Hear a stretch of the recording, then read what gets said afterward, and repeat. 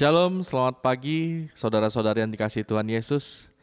Pada pagi yang cerah, pagi yang indah ini, mari kita datang ke hadapan Tuhan dengan penuh rasa syukur, dengan penuh sukacita. Mari bersama-sama kita memulai ibadah ini, kita membaca Mazmur 134 ayat 2 dan 3. Angkatlah tanganmu ke tempat kudus dan pujilah Tuhan. Kiranya Tuhan yang menjadikan langit dan bumi memberkati engkau dari Sion. Bersama-sama kita berdoa. Tuhan Yesus yang baik, pada pagi hari ini kami mengucapkan syukur dan berterima kasih Tuhan atas semua kebaikan-kebaikan yang sudah kami lalui sampai pada pagi hari ini. Tuhan, kami masih bersyukur, kami masih hidup, masih sehat. Dikala ini kami mendapat kesempatan untuk memuji dan memuliakan Tuhan. Tuhan, sebelumnya ampuni kami atas segala dosa dan pelanggaran kami Tuhan, baik yang kami sengaja ataupun tidak kami sengaja. Tuhan, kami mohon kiranya pada pagi hari ini, biarlah setiap puji-pujian kami dapat menyenangkan hati-Mu dan Tuhan disenangkan. Kami juga berdoa ya Tuhan, kiranya Tuhan yang memimpin ibadah ini dari awal, pertengahan hingga akhir, hanya di dalam nama Bapa, Anak, dan Roh Kudus, di dalam satu nama, Tuhan kami, Yesus Kristus. Amin. Shalom semuanya Bapak Ibu Saudara-saudari yang dikasihi Tuhan. Semua ketinggian dan kedalaman yang ada di hadapan kita telah dijangkau oleh akal manusia. Satu-satunya yang tak terjangkau oleh akal kita ialah kedalaman rencana dan rancangan Tuhan. Ia dapat mengubah segala menjadi indah, kasih-Nya begitu luas, kebaikannya terlalu lebar, anugerahnya tak terjangkau oleh akal kita. Ia perancang yang agung, rancangannya adalah rancangan damai sejahtera. Sejahtera bagi saya dan saudara sekalian semuanya.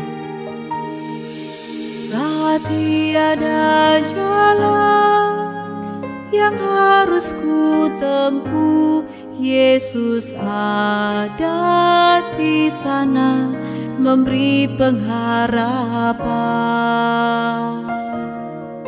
Saat tiada jawaban di dalam hidupku, Kau ada di sampingku dan memberiku jawaban.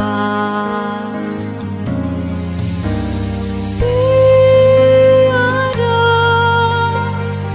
yang mustahil bagimu ya Allahku, jalan-Mu tak terselangi. Kau buat aku terpesona, rancangan-Mu Tuhan, rancangan damai sejahtera.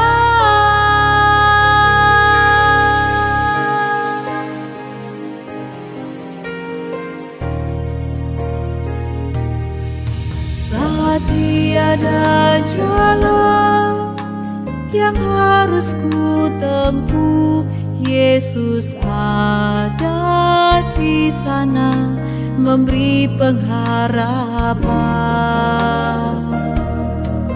Saat tiada jawaban di dalam hidupku, Kau ada di sampingku dan memberiku jawaban. Tiada yang mustahil bagimu ya Allahku, jalan-Mu tak terselangi. Kau buat aku terpesona, rancangan-Mu Tuhan, rancangan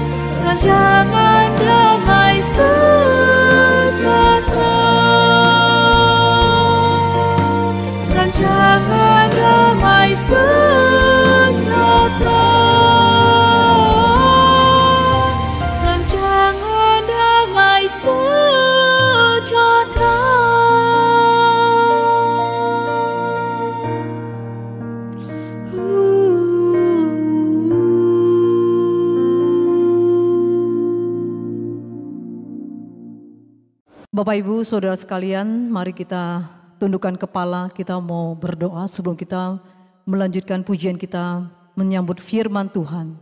Mari kita berdoa. Bapa kami yang di sorga, dikuduskanlah namamu, datanglah kerajaanmu, jadilah kehendak-mu di bumi seperti di sorga. Berikanlah kami pada hari ini makanan kami yang secukupnya, dan ampunilah kami akan kesalahan kami, seperti kami juga mengampuni orang yang bersalah kepada kami. Dan jangan bawa kami ke dalam pencobaan, tetapi lepaskanlah kami daripada jahat, karena Engkau yang punya kerajaan dan kuasa dan kemuliaan sampai selama-lamanya. Amin. Mari bersama-sama kita membaca pengakuan iman rasuli. Aku percaya kepada Allah, Bapa yang Maha Kuasa, Khalik langit dan bumi, dan kepada Yesus Kristus, anaknya yang tunggal Tuhan kita, yang dikandung dari Roh Kudus, lahir dari anak darah Maria, yang menderita sengsara di bawah pemerintahan Pontius Pilatus, disalibkan, mati dan dikuburkan, turun ke dalam kerajaan maut. Pada hari yang ketiga bangkit pula dari antara orang mati, naik ke sorga, duduk di sebelah kanan Allah Bapa yang Maha Kuasa, dan dari sana ia akan datang untuk menghakimi orang yang hidup dan yang mati. Aku percaya kepada Roh Kudus, gereja yang kudus dan am, persekutuan orang kudus, pengampunan dosa, kebangkitan tubuh, dan hidup yang kekal. Amin.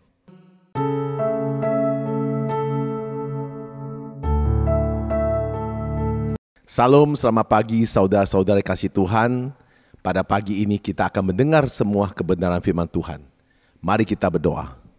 Bapa kami di surga, kami mengucap syukur pada pagi ini kasih Tuhan dan kemurahan Tuhan yang penyertaan Tuhan selalu menyertai kami. Dan Bapa yang mengasihi kami, membuka hati kami lah, sehingga kami dapat mengerti setiap firman yang kami dengar.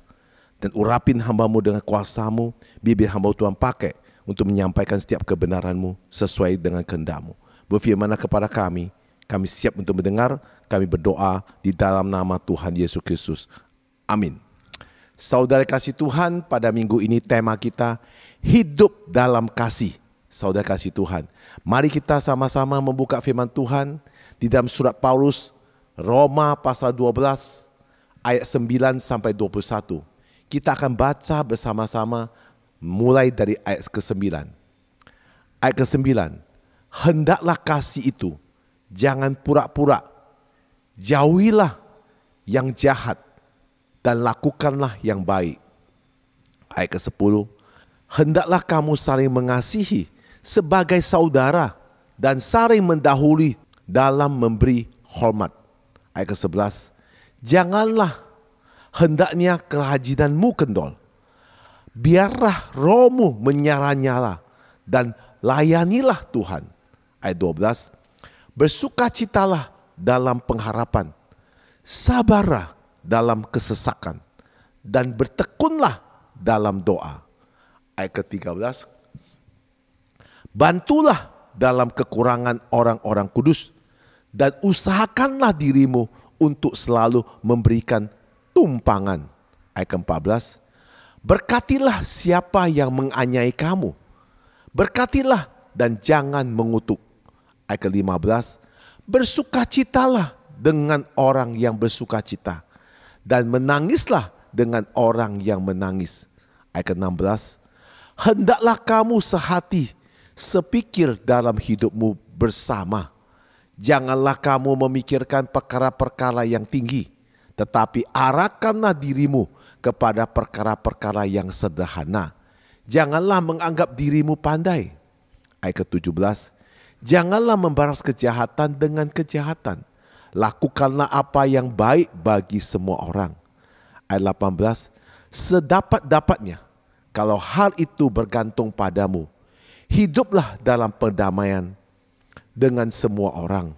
Ayat 19, saudara-saudaraku yang kekasih, janganlah kamu sendiri menuntut pembalasan, tetapi berilah tempat kepada murka Allah. Sebab ada tertulis, pembalasan itu adalah hakku. Akulah yang akan menuntut pembalasan, firman Tuhan. Ayat 20, tetapi jika seterumu rapal, berilah dia makan. Jika ia haus, berilah dia minum.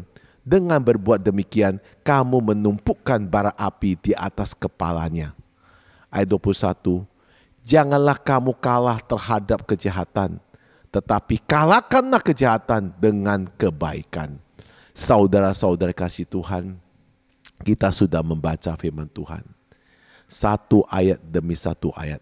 Dari ayat ke-9 sampai 21. Saudara, hidup di dalam kasih. Kasih sering sekali hanya sebagai slogan di dalam kehidupan orang-orang percaya. Mengapa ini harus menjadi sebuah slogan? Karena kasih sering diucapkan dan diperbincangkan, namun tidak dipraktekkan. Bila kasih itu dilakukan, maka tentu ada pengorbanan sebagai sebuah harga yang harus dibayar. Kasih itu adalah pengorbanan. Kalau sudah bicara kasih, maukah saudara menjadi pengorbanan? Nah, saudara kasih Tuhan, Roma 12 ini adalah asal pearian dan sebagian sebelumnya dari Roma pasal 1 sampai 11.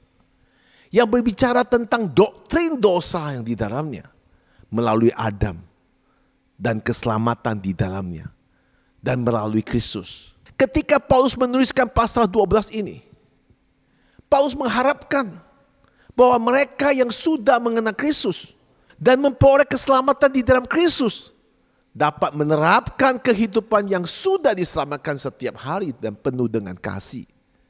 Dengan kata lain, setelah seorang diselamatkan, maka wujud pertama yang harus dinyatakan dalam hidupnya di dalam kasih. Hidup di dalam kasih itu adalah seumpama keselamatan di dalam kehidupan praktis setiap hari. Di dalam bagian ini Paulus berbicara hidup di dalam kasih.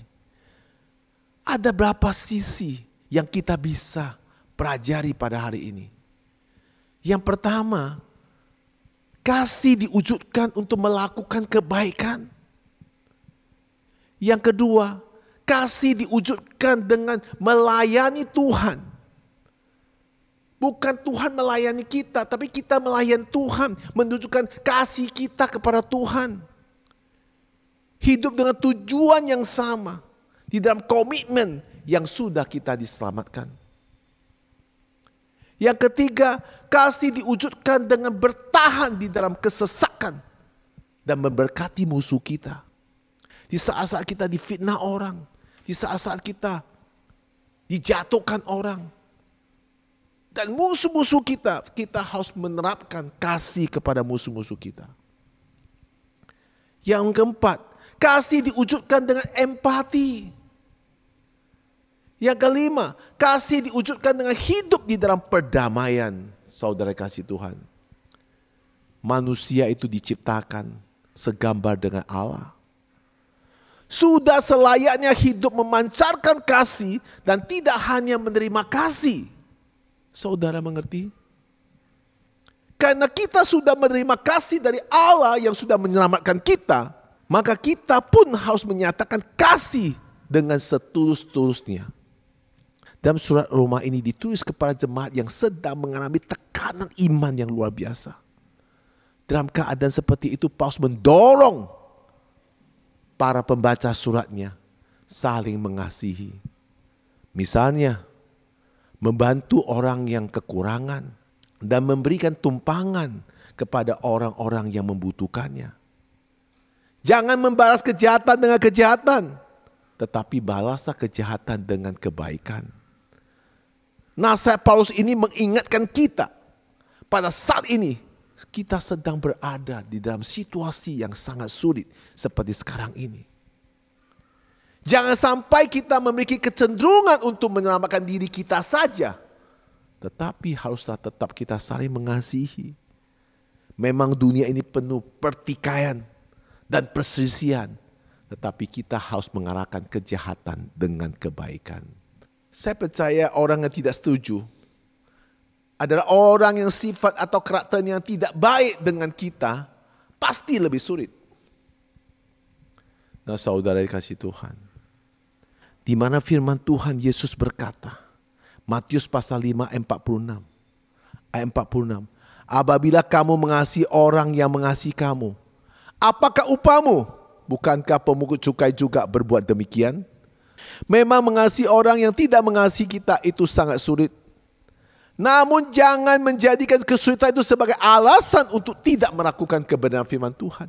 Mungkin kita sebagai orang percaya tidak diperlakukan baik oleh orang-orang dekat sekitar kita. Mertua kita, ipar kita, adik kita, kakak kita, suami kita, istri kita. Namun hal tersebut jangan sampai membuat kita tidak melakukan firman Tuhan.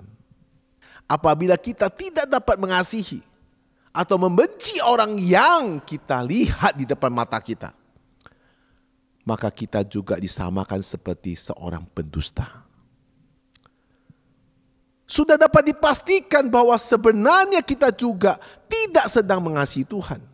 Saudara-saudara kasih Tuhan, ada beberapa ciri orang yang hidup dalam kasih Allah. Yang pertama, ia berbuat baik kepada siapa saja. Ada orang seperti itu. Ada orang percaya kepada Tuhan. Ada orang yang duniawi. Mereka memilih-milih orang. Kepada siapa saja mereka ingin berbuat baik. Enggak semua orang. Bahkan mereka berkata, apabila seorang itu berbuat baik kepada saya, maka saya bisa berbuat baik terhadap orang itu.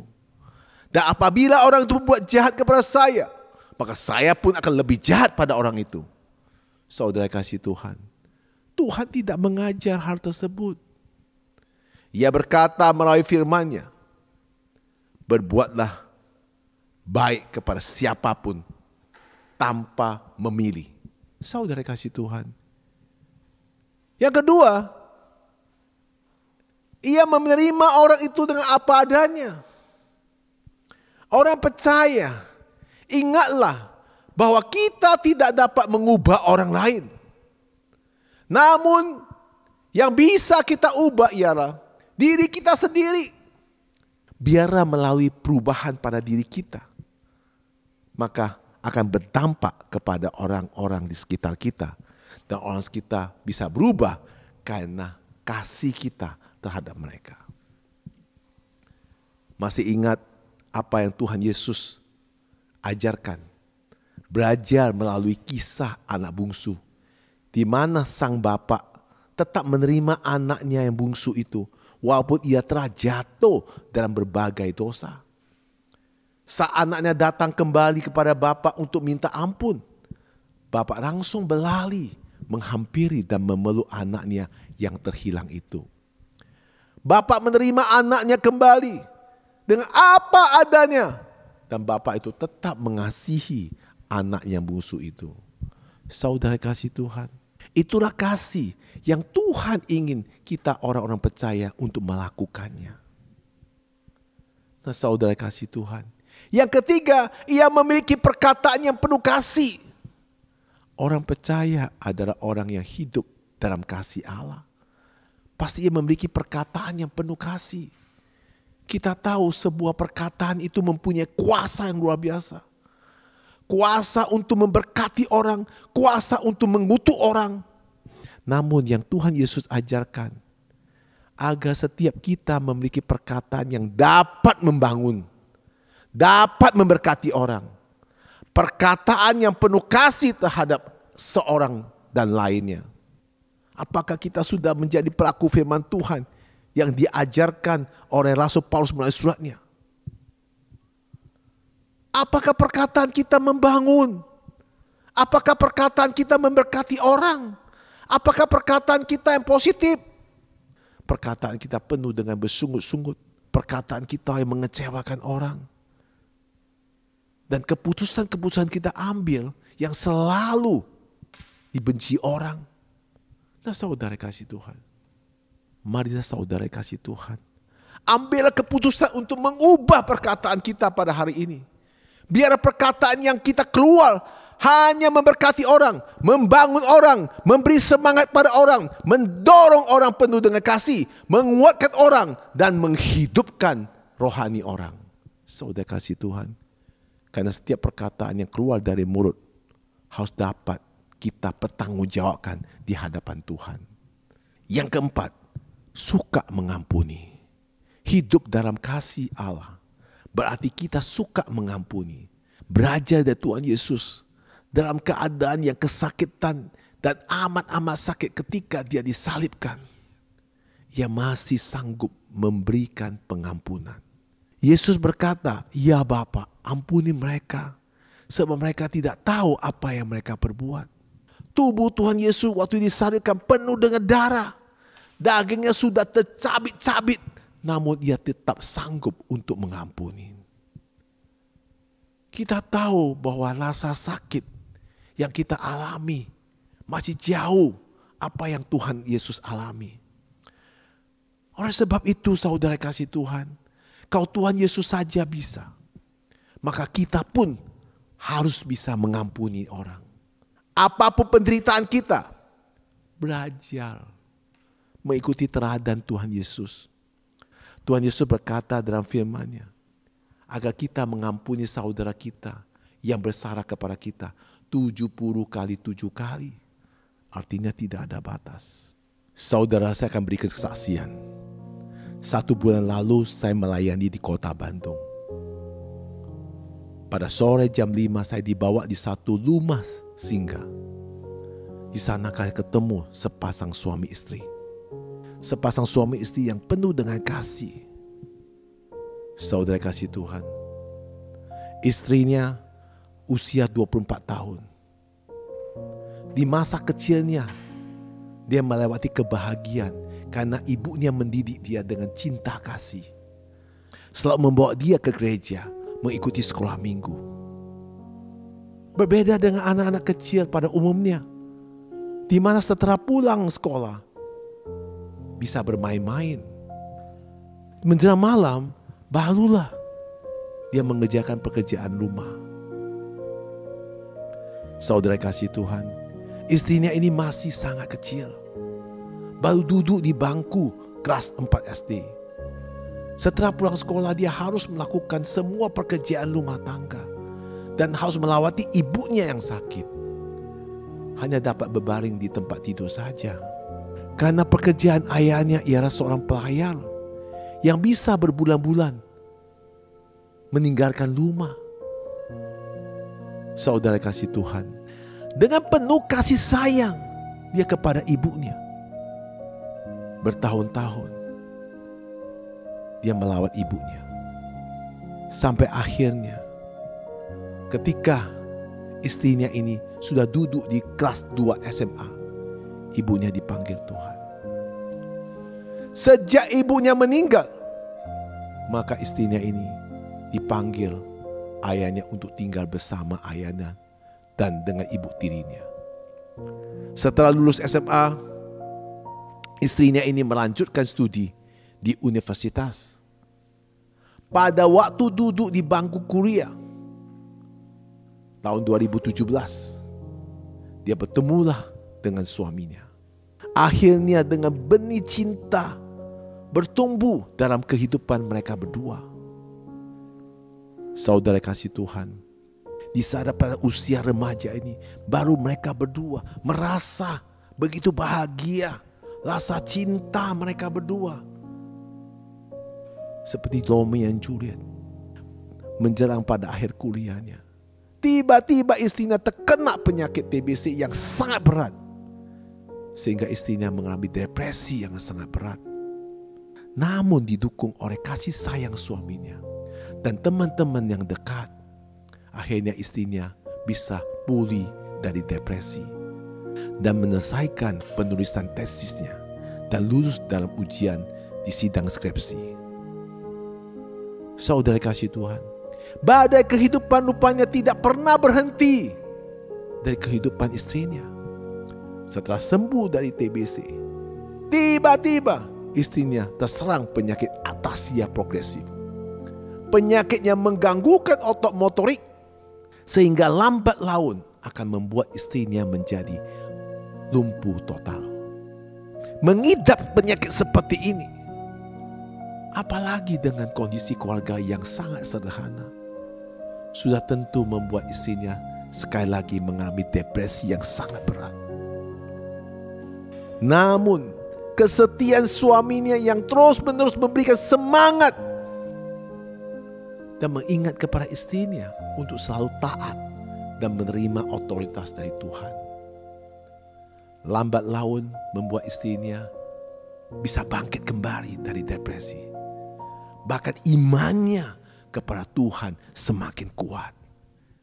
Ketika istrinya semakin sulit menggerakkan otot-ototnya, bahkan berbicara pun sudah semakin sulit, apalagi berjalan.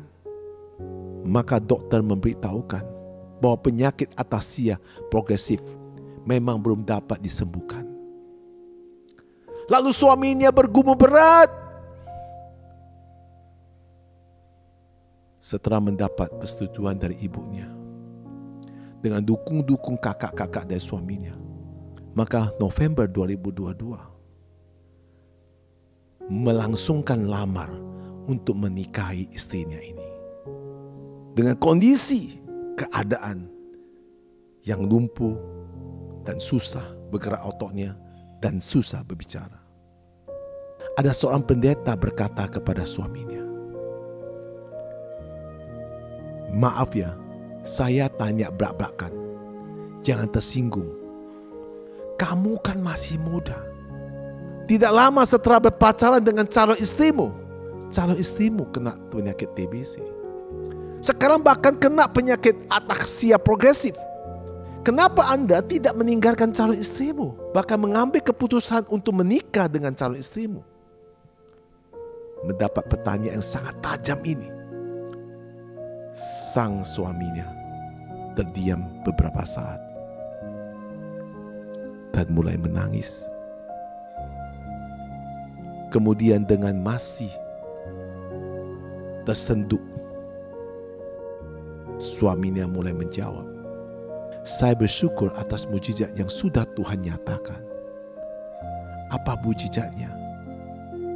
Pendeta ini memotong pembicaraan sang suaminya. Dengan tegas sang suaminya menjelaskan, "Tuhan sudah menyembuhkan calon istri saya dari depresi yang sangat berat. Sekarang bahkan kerohaniannya sudah kuat. Inilah yang namanya mujizat." 1 minggu setelah mereka melangsungkan pernikahan, saudara kasih Tuhan, Tuhan mempertemukan sang suami ini dengan istrinya kepada saya. Secara berkala saya datang ke Bandung untuk mengadakan ibadah dan doa-doa kesembuhan. Puji Tuhan, saudara kasih Tuhan, melalui pelayanan doa yang diterima oleh istrinya, maka mulai ada kuasa Tuhan menyertai istrinya. Ada kekuatan dan kemuliaan Tuhan nyata kepada istrinya, sehingga otot-ototnya dan kakinya dikuatkan Tuhan. Akhirnya mulai dia bisa bangkit. Dan pada awalnya aku menuntun dia jalan. Kedua, saya melepaskan dia jalan. Akhirnya dia bisa berjalan. Tetapi harus lebih lagi dia latihan untuk berjalan. Agar latihan inilah dengan kasih Tuhan, dengan kuasa Tuhan, dengan kemuliaan Tuhan menyatakan kepada sang istrinya. Nah, saudara dikasih Tuhan, bisa saudara melihat cuplikan ini.